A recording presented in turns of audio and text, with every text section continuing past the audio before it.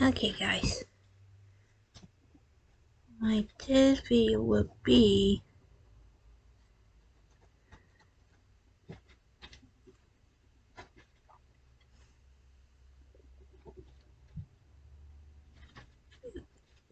the werewolf serial killer.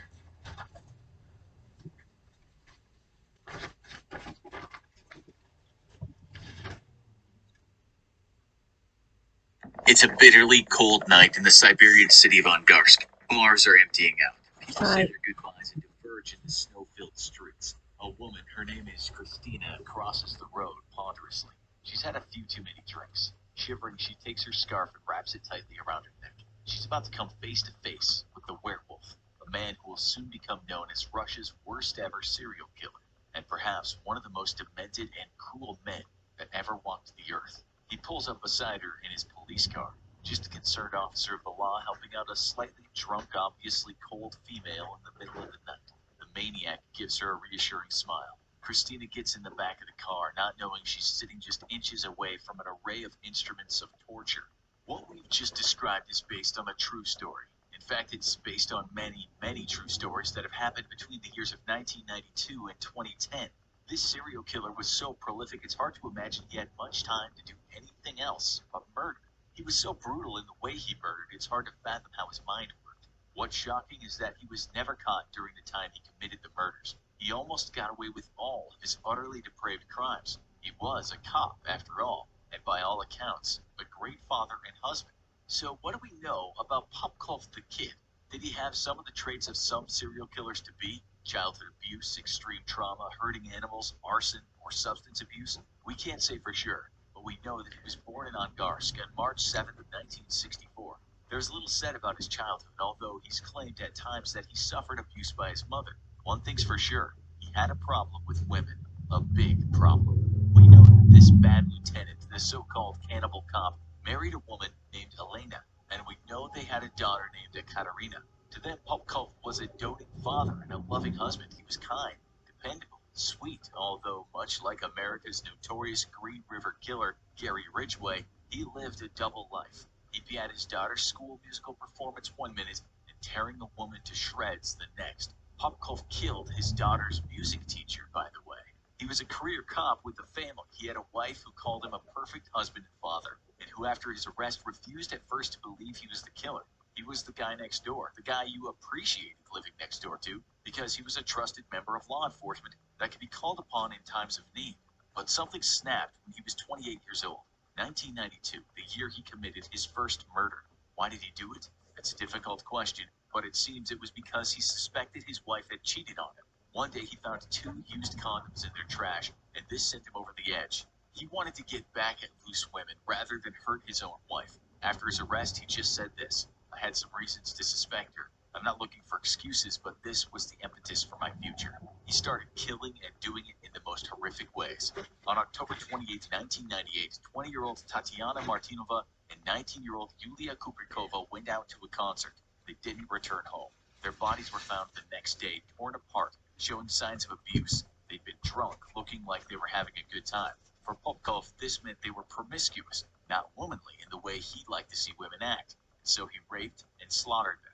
At times he'd pick on prostitutes. As a missionary type of killer, he told himself he was purging his small part of Siberia of bad people. It's the kind of excuse many of these types of killers give so they can derive thrills from their unbounded sadism. This is what he once said about the women he murdered. They abandoned their husbands and children at home and went out to party as if it was the last day on earth. Indeed, at times he would play a game of live or die. He'd get them in his police car, a lot of 4x4, and ask them if A, they wanted to return home, or B, carry on the party somewhere else. If they chose answer B, he'd take them to a secluded place and do his worst. Buddy. He once said the women he chose were usually the ones that showed him no fear. To him, they were the most immoral. If they wanted to drink with him, God forbid, sleep with him, he killed them.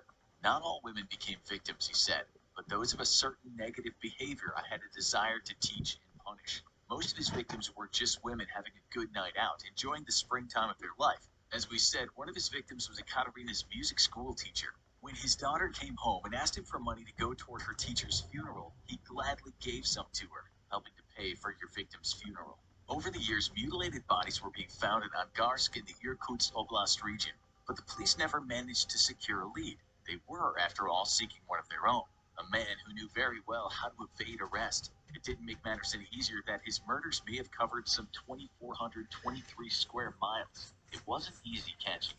For 18 years, the bodies piled up. One time, the police found a woman whose head was missing. Another time, the victim's heart had been torn out. He later denied that one. Some were stabbed over 100 times. Some victims were covered in bite marks. This was a monster, make no mistake. What seemed evident was the man used a number of tools to kill and mutilate his victims, and we now know that these tools were baseball bats, screwdrivers, knives, axes, a hammer, and of course, his own snapping incisors, hence the name, the werewolf. During the 1990s, the cases piled up, but there were also two cases in which women managed to escape Volkov's grasp. They each gave statements to the Russian police, but still he wasn't caught. He could have been so easily. When he murdered 35-year-old Maria Leshena and 37-year-old Lilia Pashkovskaya, he made a mistake. After ditching the bodies, his police ID fell out. He went back to get the ID. It was still there, but so was a woman still breathing. I was shocked by the fact that she was still alive. I finished her with a shovel, he later testified. Then there was Svetlana Miseviches, a 17-year-old survivor who Popkov saw walking alone one evening. She said the day was bitterly cold, so when a police officer pulled up close to her to offer her a ride, she was grateful and got in. Her heart sank and her pulse raced. When Popkov drove past the turn to her house, she just kept going, driving toward the wilderness. The next thing she remembered was him smashing her head against a tree, for what she later said felt like an eternity. She was naked, cold, bloody, semi-conscious, but she still managed to get away from him. She ran and ran, a naked girl in the snow. But unbelievably, when she screamed at passers-by, no one helped her. His dreaded car caught up with her, got out, and beat her senseless, leaving her for dead. The next day, she woke up in a morgue. In her own words, I felt so cold, I woke up, sat down, and spotted a label on the toe of a corpse next to me. Later, she identified Popkov in a photograph, but after questioning, police took the matter no further. His wife provided a solid alibi, which of course was a lie. Misieviches and one other victim are the only people to survive a Popkov attack. Her hair turned gray and she developed a stutter after her ordeal. Such was the shock. Not only that, she had some brain damage, frostbite, and she was put on medication for syphilis. After the attack, she developed what's called a conversion disorder. The psychological trauma led to motor disturbances and she couldn't walk very well. She recovered, but on seeing Popkov in court some years later, her legs failed her again. This is an important part of the story, because Misieviches was a virgin before that attack. What that meant was that Popkov was infected with syphilis from someone he had killed. We know that he got out of the police force in 1998, but the murders didn't stop then. He started working in security for Angarsk Oil and Chemical Company, but didn't stop killing for at least another 2 years. That's what police originally thought, anyway. It was believed he stopped killing in the year 2000 because his syphilis infection had made him impotent. That's one hypothesis, but it must be remembered that he didn't assault all his victims. We should also say that more recent reports state that he carried on killing until the year 2010. What we do know is that in 2012, police were onto something.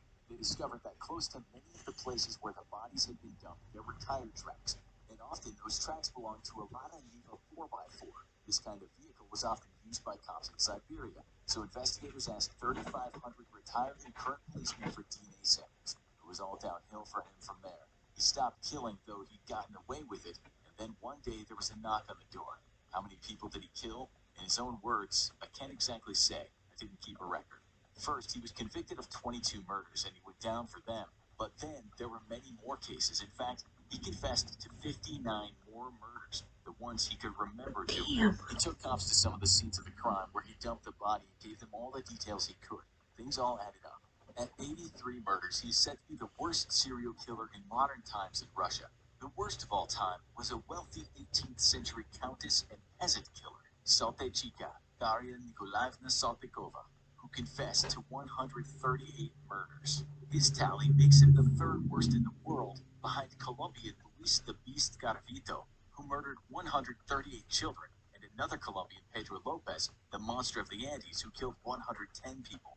Both men are suspected to have killed many more. We should also say the former British doctor Harold Shipman killed at least 219 people, although medical murders are sometimes said to be a different class of killing.